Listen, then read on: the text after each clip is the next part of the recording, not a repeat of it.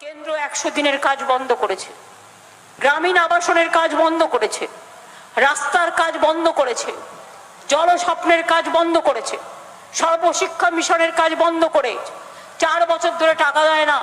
2 লক্ষ কোটি টাকার উপর আমরা পাই। এবারেও তাও আমরা চালিয়ে যাচ্ছি, একটা স্কিম বন্ধ করিনি।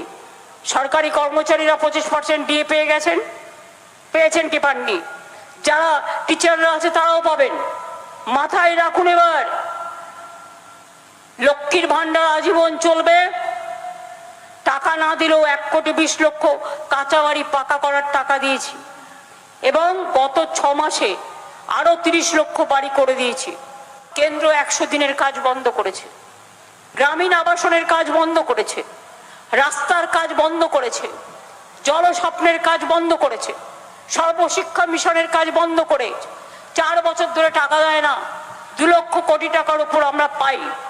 এবারেও তাও আমরা চালিয়ে যাচ্ছি, একটা স্কিম বন্ধ করিনি। সরকারি কর্মচারীরা 25% ডিএ পেয়েছেন কি পাননি? যারা টিচাররা আছে তারাও পাবেন। মাথায় রাখুন, এবার লক্ষ্মীর ভান্ডার আজীবন চলবে।